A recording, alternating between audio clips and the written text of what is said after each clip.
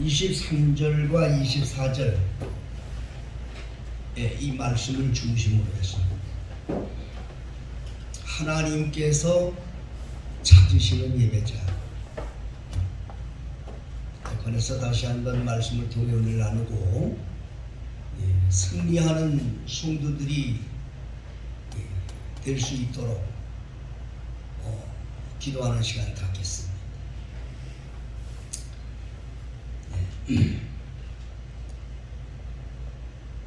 디모데후서 4장 1절에 보면 예수님께서 마지막 심판자로 오셔서 산 자와 죽은 자를 심판한다고 하셨어요. 마태복음 25장에 오실 때 의인과 악인을 구별하기를 목자가 양과 염소를 구분하듯 구분할 거다, 그렇게 말씀하고 계십니다. 산자와 죽은 자, 살았느냐 죽었느냐. 산자는 예수님과 함께 영원한 나라에 이르게 되는 것이고, 죽은 자들은 사단과 함께 사단을 위해서 준비된 지옥의 불로 가는 겁니다. 우리가 예수를 믿고 그리스도인이 되고 하나님의 말씀을 듣는 이 궁극적인 목적은 우리의 영혼이 천국을 얻고 영생 얻기 위해서 하는 겁니다. 우리가 예수 믿는 게 세상 종교들하고 똑같이 세상에서 잘 먹고 잘 살고 자손들 잘 되고 이렇게 찾는 게 아니라고 말씀을 드렸습니다. 그리스도인들 중에서 아직도 그런 생각을 가지고 있다면 그건 큰 위험한 것이고 마지막 심판 때 이를 갈고 통곡하는 그러한 지경에 떨어지게 될 것입니다. 왜 그러냐? 하나님을 모르고 하나님의 복음도 들어보지도 못했고 그냥 이방인에 속해서 우상을 따르고 살았던 사람 같으면 그날 그렇게 영혼을 버림을 받아도 아무런 변명할 일이 없습니다. 그러나 이미 하나님의 복음을 듣고 천국에 가는 길도 들었고 영생의 길을 들었던 사람들이 그날 만약 그 시대에 버림을 받는다고 한다면 그 사람들이 바로 이를 갈고 통곡하는 사람들이 되는데, 나는 우리 베델교회 성도님들이 그곳에 속하는 분이 한 분도 없기를 주의 이름으로 축복합니다. 오늘 주시는 이 말씀을 통해서 꼭 기억하셔야 됩니다. 성경에는 분명히 살아있는 믿음, 죽은 믿음을 얘기하고 있습니다. 야고보서 2장 26절에 보면 행함이 없는 믿음은 죽은 믿음이라, 분명히 죽은 믿음에 대한 말씀을 하셨어요. 믿긴 믿어요. 교회는 다녀요. 근데 그 믿음이 죽었어요. 하나님이 보실 때 죽었다 그 말이에요. 왜 그랬는가? 행함이 없었기 때문에 그래요. 말씀을 듣고 행해야 되는데 말씀 듣고 행함이 없는 믿음은 죽은 믿음이다. 예수님께서 마태복음 21장 26절에 바리새인과 서기관들에게 한 예를 들어서 말씀을 하셨습니다. 어떤 사람이 아들이 둘이 있는데 아버지가 그 첫째 아들한테 얘야 너 포도원에 가서 일해라 그랬다고 그랬습니다. 그랬더니 큰아들이 예 알았어요 대답을 하고 안 갔다. 그런데 둘째 아들한테 가서 얘야 너 포도원에 가서 일해라 그랬어요. 그런데 이 둘째 아들은 아 싫어요. 나 그거 하기 싫어요. 그랬어요. 그러나 뒤에 뉘우치고 가서 포도원에 가서 일했다. 그 말을 듣고 있는 바리새인과 서기관들한테 이 두 아들 중에 누가 아버지의 뜻대로 행했느냐 그랬어요. 그러니까 그들이 말하기를 둘째 아들입니다. 여러분, 행함이 없는 믿음은 아무 소용이 없다. 예배당에 아무리 출석하고 아무리 뭐 방언하고 예언하고 예배당 안에서 아멘 많이 하고 뭐 찬양 많이 하고 해도 실질적으로 하나님의 말씀대로 행함이 없으면 그는 죽은 자라. 하나님이 오실 때는 낱낱이 그것을 기미 보시는데 행함이 없다 이 말. 오늘은 이 하나님이 찾는 예배자, 이 행함에 대한 말씀을 좀 드리려고 그럽니다. 예수님께서 세상에 오셔서 하신 사역, 예수님께서 세상에 오셔서 하신 혁명 중에 하나가 예배의 혁명이라고 말씀을 드렸습니다. 예수님이 오시기 전까지는 제사로 예배했습니다. 제사로 예배했다고 말이에요. 예수님께서 오셔서 그렇게 예배하지 말고 신령과 진정으로 예배하라. 신령과 진정으로 예배하는 법을 가르쳐 주셨어요. 그게 오늘 본문의 말씀입니다. 본문의 말씀입니다. 예수님께서 사마리아 성에 와서 어떤 여인을 만나서 대화하는 중에 그 여인이 예수님의 말씀이 너무나도 참 신성하고 또 신비스러우니까 당신은 내가 보니까 선지자 같습니다. 그러니 좀 한 가지 궁금한 게 있는데 좀 말해주세요. 그래 뭐냐 말해보라. 우리 조상들은 이 산에서 예배한다고 했고 당신은 유대인인데 당신들의 조상들은 저 예루살렘에서 예배를 해야 된다고 하는데 어디 가서 해야 우리가 하나님을 찾을 수 있습니까? 그렇게 물었습니다. 그때까지 제사로 예배했으니까 마치 유대인들도 마찬가지예요. 그런데 예수님께서 하신 말씀은 놀라운 말씀이에요. 이걸 들어야 돼 그리스도인들이. 이 산에서도 말고 예루살렘에서도 말하라. 하나님은 영이시기 때문에 하나님 앞에 신령과 진정으로 예배해야 한다. 하나님은 그런 자를 찾으시느니라. 아주 분명히 말씀을 드렸습니다. 하나님이 찾으시는 예배자가 살아있는 예배자고 하나님이 찾으시는 예배자가 하나님의 쓰임받는 종들이고 하나님이 찾으시는 예배자가 마지막 때 영생복락에 이룰 수 있는 성도라는 것을 여러분 생각해 볼 때 오늘 여러분이 말씀 잘 들으시기 바랍니다. 성경에서 이 과연 신령과 진정으로 예배하는 게 뭔지 알아야 됩니다. 제사로 예배 드리는 사람들이 많아요. 항상 제가 여러분들한테 간절히 호소합니다. 한국교회가 왜 이 지경이 된지 아십니까? 예수의 복음이 온 땅에 전파된 것 같은데도 왜 이 정도 됐습니까? 왜 교인들이 욕을 먹습니까? 왜 교회가 욕을 먹습니까?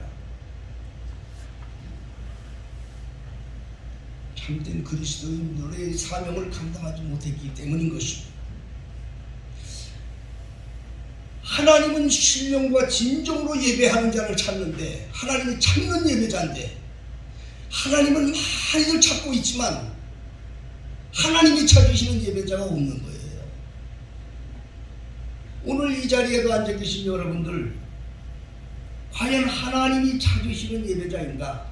나는 과연 하나님이 나를 찾고 계신가를 이 시간 말씀을 들으시면서 여러분 자신들을 점검하기를 주의로 축복합니다. 열심으로 교회 다녔어. 난 열심으로 주일 성수도 했어. 열심으로 기도도 했어. 그런데 내가 하나님을 찾으러 온 건지 아니면 하나님이 나를 찾고 있는 하나님의 정말 찾으시는 자들인지 이걸 심각하게 생각해 봐야 된다. 그런 말씀인 것입니다. 하나님이 찾으시는 예배자는 누구인가? 첫째는요, 하나님의 말씀을 간절히 사모하는 사람. 말씀을 사모해야 됩니다. 여러분, 예배는 말씀 듣는 거예요. 뭐라고요? 예배는 말씀 듣는 거예요. 그게 예배입니다, 여러분. 지난번 이 한국교회에 이 코로나 사태로 인해서 많은 교회들이 혼란들을 많이 겪고 그런 교회들이 많습니다. 그러나 중심으로 알아야 됩니다. 여러분, 예배는 말씀 듣는 게 예배예요.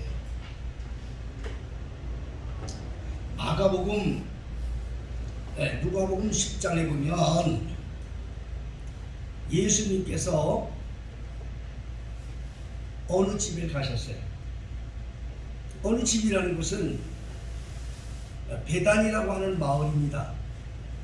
그 베단이라는 마을에는 마르다와 마리아라고 하는 자매가 살고 있어요. 물론 그 오라비가 하나 있는데 나사로인데 죽었다가 예수님이 살려주는 곳입니다. 근데 그리로 가니까 마르다가 예수님이 오시니까 너무너무 좋아서 예수님을 집으로 영접을 했던 거였어요. 예수님을 집으로 영접해서 예수님을 거실에다 앉혀놓고 열심으로 부엌에 가서 맛있는 음식을 만들어 드리려고 막 왔다 갔다 부산하게 돌아다녔습니다. 근데 성경에는, 바로 그 구절 성경에는 마리아는 예수님의 발 아래 앉아서 말씀을 들었다, 이렇게 말하고 있어요. 예수님의 발 아래 앉아서 말씀을 들었다. 예수님의 발 아래 앉았다고 기록된 걸 보니까 아마 예수님이 들어오셔서 거실에 있는 어떤 의자에 앉으셨든지 아마 좀 그러셨던 것 같아요. 그러니까 마리아가 바로 예수님의 발 아래 앉아서 말씀을 들을 수 있는 그런 자세가 된 거죠. 성경은 그렇게 기록하고 있어요. 언니는 바깥에서 열심으로 예수님이 손님으로 오셨으니까 대접해드리려고 열심으로 일하고 있는데 동생 마리아는 예수님의 발 아래 앉아서 꼼짝도 하지 않고 예수님의 말씀을 들었다는 말이에요. 그걸 보다 못한 언니가 예수님에게 고자질을 합니다. 저 못된 년 예수님, 이 언니가 이렇게 고생을 하고 있는데 꼼짝도 안 하고 예수님 앞에 있으니 좀 꾸짖어 주세요. 나와서 언니 좀 도와주라고 꾸짖어 주세요. 그렇게 얘기했다 이 말입니다. 그랬더니 예수님께서 뜻밖의 말씀을 하신 겁니다. 얘야, 너는 이렇게 많은 걸로 나를 대접하려고 그렇게 애를 쓰는데 한 가지라도 좋게, 나 그렇게 그런 거 원하지 않아. 근데 네 동생 마리아는 정말 나를 기쁘게 하는 한 가지를 좋게 이것을 택했느니라. 이 상은 아무도 빼앗지 못한다. 이렇게 마리아를 축복하고 칭찬했습니다. 이게 바로 예배예요. 이게 예배. 예배는 말씀 듣는 게 예배입니다. 사람들은 예배와 사역을 구분을 하는 사람이 많아요. 사역도 물론 하나님을 섬기는 거고 예배도 하나님 앞에 진심으로 주를 따르는 거예요. 그런데 사람들이 사역이 예배라고 착각을 하는 사람들이 있어요. 사역은 예배가 아니에요. 물론 하나님의 일을 위해 하는 거야.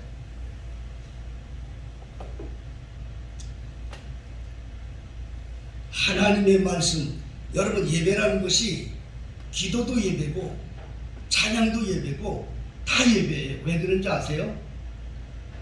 기도는, 우리 그리스도인의 기도는 하나님의 말씀을 듣는 거예요. 기도가 듣는 거예요. 하나님의 말씀 듣는 거예요. 찬양도 영으로 하는 거예요. 기술로 하는 게 아니에요. 하나님의 음성을 듣는 거예요. 모든 게 다 바로 신령과 진정으로 예배하라는 것은 하나님께서 말씀을 듣는 자가 되라, 말씀을 듣는 자가 되라, 그 말씀을 하시는 것입니다. 믿어지면 아멘 하시기 바랍니다. 이게 예배예요. 이게 예배. 주님을 진정 기쁘게 해주는 자는 누구냐? 말씀 듣는 자입니다. 하나님 말씀을 들어야 돼요. 두 번째로 신령과 진정으로 예배하는 건 뭐냐? 신령과 진정으로 예배한다는 것은 하나님의 말씀을 듣는 자로서 하나님의 필요를 따라서 자기를 철저하게 깨트려 드리는 사람을 말하는 거예요. 하나님의 필요를 따라서 자기를 깨트려 드리는 삶. 우리가 하나님을 부를 때 두 종류가 있다고 늘 말하죠. 나의 필요를 위해서 하나님을 부르는 사람들이 있고요, 하나님의 필요를 위해서 어떻게 내 자신을 깨트려야 되겠습니까? 라고 말하는 사람이 있습니다. 성숙한 그리스도인, 살아있는 성도는 누구냐? 하나님의 필요를 위해서 자기를 깨트릴 수 있는 믿음을 가진 자들인 것입니다. 마가복음 14장에 예수님께서 그때도 역시 어느 집에 계셨는데 어떤 여인이 들어와서 비싼 향유를 깨트려서 예수님의 머리에 부었다고 했습니다. 그 향유는 너무너무 비싸요. 300데나리온이나 되는 큰 금액이라고 했습니다. 어떤 주석가는 말하기를 그 여인이 어떤 여인이냐, 자기 몸을 팔아서 버는 돈이래요. 그게 자기 생명입니다. 그거는 자기 생명과 같은 그런 돈을, 그런 귀한 것을 한꺼번에 깨뜨려서 예수님의 머리에 부었다는 거죠. 그러니 사람들이, 옆에 있는 사람들이 그걸 보고 눈이 돌아간 거예요. 어떤 사람 말하기를 그 여인을 나무랬어요. 아유, 저 여자 미쳤구먼. 왜 저 아까운 걸 저렇게 허비하지? 저거 팔아서 가난한 자들에게 나눠주면 얼마나 좋으냐? 그렇게 얘기를 했어요. 그 말이 맞아요. 사람들 생각은, 인간의 사람들 생각은 맞아요. 그런데 하나님께서는 거기에서 그 여인을 칭찬했습니다. 어떻게 칭찬했느냐? 이 여자를 괴롭게 하지 마라. 이 여자를 괴롭게 하지 마라. 이 가난한 자들은 너희들하고 항상 같이 살아. 언제든지 너희들이 손을 펴서 도와줄 수 있어. 그런데 나는 너희들하고 같이 항상 있지 않아. 나는 머지않아 장사 지내고 죽을 사람인데 나의 장사를 위해서 미리 이 여인이 준비한 거다. 그렇게 칭찬했습니다. 그리고 이 복음이 전파되는 곳에 어디든지 이 여인이 행한 것을 말해서 전 여자를 기억케 하리라. 여러분이 과연 그렇게 주님을 위해 살고 있는지 돌아보셔야 됩니다. 자기 중심이 아니었습니까? 아까도 말씀드렸습니다. 왜 한국에 수많은 교회들이 있고 또 수천 수만 명의 어마어마한 대형 교회들도 있고 많은 사람들이 예수 믿는다고 하는데 왜 한국 사회 속에 예수 믿는 사람들이 더 나쁜 사람이라고 욕을 먹습니다? 예수 믿는 사람이 더 나빠. 왜 더 나쁜 줄 아십니까? 예수 믿는 사람들처럼 이기적인 사람들이 없어. 어디 가서 남에게 정말 뭐 지지 않으려고 하고 아주 따지고, 예수 믿는 사람들은 그렇게 하지 말라고 하셨는데 그렇게 살아요. 자기 중심이란 말이에요. 하나님을 위해서 정말 자기를 깨트렸느냐 이 말이에요. 하나님의 요구를 위해서 정말 자기의 생명이라도 깨트렸냐 그 말이에요. 초대교회 성도들은 어떻게 순교하는지 아십니까? 순교자들은요, 자기 욕심으로 사는 사람들은 순교 못하는 거예요. 하나님의 의를 이루려고 순교하는 거예요. 그리스도인들은 하나님의 필요를 따라서 때로는 물질도, 때로는 목숨도, 때로는 생명도 하나님의 필요를 위해서 자기를 빼뜨릴 줄 알아야 되는 거예요. 그 사람이 신령과 진정으로 예배하는 사람인 겁니다. 로마서 12장 1절에 신령과 진정 예배에 대한 정답을 사도 바울은 얘기했습니다. 내가 하나님의 자비하심으로 너희들을 권하노니 너희의 몸을 하나님이 기뻐하는 산 제물로 드려라. 이것이 하나님이 받으시는 영적 예배니라. 아주 분명하게 사도 바울이 정의해 주셨다 그 말이요. 예수 믿는 사람들은 시장에 가서 음식값 갖고 시장에 가서 물건 살 때도 값 놓고 따지지 말아야 돼요. 하나님을 알지 못하는 사람 같으면 그렇게 살아도 괜찮아. 그러나 하나님 믿는 사람들은 속는 것처럼 속아주고 그렇게 해서 넉넉하고 풍요롭게 사세요. 하나님의 이름을 위해서 자기를 깨트리세요. 그래야 주의 이름이 높아지는 겁니다. 말로는 예수 믿는다고 하면서도 째째하고 따지고 싸우고 이게 어떻게 된 거예요? 이거 예배자가 아닌 거예요. 예배가 예배당에서만 아멘만 잘하고 예배당에서만 찬양한다고 예배자입니까? 예배자는 우리의 삶 전체가 예배가 되는 거예요. 그게 예배자인 거예요. 예배는 지금도 예배하고 있죠? 이 예배, 이게 의식이에요. 의식. 예배 의식이라 그 말이에요. 의식은 그거에 대한 의식에 관한 열매를 맺기 위해서 의식을 하는 거예요. 내가 항상 비유로 말씀드리지 않습니까? 결혼식은 의식인 거예요. 그 결혼식이 냉수를 떠놓고 했든 어마어마한 호텔에서 하든 뭐 그거 중요한 게 아니에요. 결혼식은 부부가 하나 되는 것을 고백하는 시기예요. 부부가 하나 되는 것을 고백하는 게 결혼식이에요. 그래서 부부가 하나 되는 삶을 살아야 되는 거예요. 그걸 위해서 결혼식을 하는 거예요.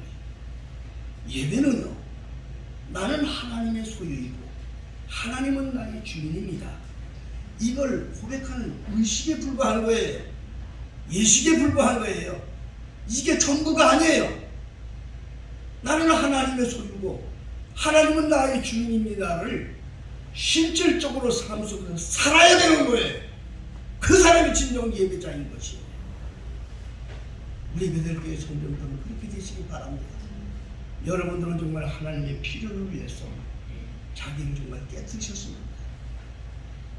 물질도 깨뜨리고 육체도 깨뜨리고 정말 하나님의 필요를 위해서 자기를 진실로 깨뜨렸습니까? 그렇다고 한다면 하나님께서 찾으시는 예배자가 된 겁니다. 하나님이 보시는 예배자가 되는 것입니다. 이런 성도들이 되기를 예수 이름으로 축복합니다. 하나님이 찾는 예배자, 세 번째로 하나님이 찾는 예배자는 누구인가? 은밀한 중에 보시는 하나님께 은밀하게 교통할 줄 아는 믿음을 가져야 됩니다. 하나님은 은밀한 중에 보시는 분입니다. 마태복음 6장에 보면은 마태복음 6장 3절에 기도할 때 사람들 위해서 많이 하고 사람들 보라고 하는 이런 기도하지 말라는 겁니다. 우리 한국 교회 지금 얼마나 많은지 아십니까? 자기가 기도 많이 한다 하는 걸 보이는 사람들이 얼마나 많은지 아십니까? 그런 거 하지 말라는 거예요. 기도할 땐 오히려 골방에 들어갔어. 은밀한 중에 계신 아버지께 기도하라. 그래야만 은밀한 중에 보시는 하나님께서 갚아주시리라. 이게 하나님의 비밀인 거예요. 무슨 기도하는 게 어떤 대단한 자기의 상급이라 되는 것처럼, 기도하는 게 자기가 대단한 것처럼 이런 뭐 캐리어로 나타내는 것처럼 사람들 앞에 보이려고 나는 기도를 많이 하네, 나는 기도를 뭐하네, 이런 짓 하지 말라는 거예요. 하나님은 그거 안 봐요. 구제할 때도 오른손이 하는 걸 왼손도 모르게 하라는 거예요. 그래야 하나님이 은밀한 중에 보시는 하나님께서 갚아주신다는 거예요. 은밀한 중에서 보시는 하나님 앞에, 사람 앞에 보이는 게 아니에요. 은밀한 중에 보시는 하나님 앞에 그분과 교통할 줄 아는 믿음을 가지세요. 이 사람이 신령과 진정으로 예배하는 사람인 것입니다. 금식할 때도 얼굴을 흉하게 하고 그러지 말라는 거예요. 금식할 때도 얼굴에 그냥 화장도 하고 머리에 기름도 바르고 전혀 그것이 안 나도록 하라는 거예요. 은밀한 중에 보시는 하나님 앞에 보이게 하기 위해 그 말이에요. 신령과 진정으로 예배하는 자들이 되세요. 신령과 진정으로 예배하는 자들은 제일 중요한 것은 하나님의 말씀을 사모하는 자다. 하나님은 그런 자를 찾으신다. 마리아를 찾듯이 신령과 진정으로 예배하는 자는 하나님의 필요를 따라서 아낌없이 자기를 깨트리는 순교자의 사명을 갖고 사는 사람들입니다. 세 번째로 신령과 진정으로 예배하는 자들은 은밀히 보시는 하나님 앞에 은밀하게 주님과 교통하는 그런 믿음을 갖는 자들이다. 기도하겠습니다. 아버지 하나님,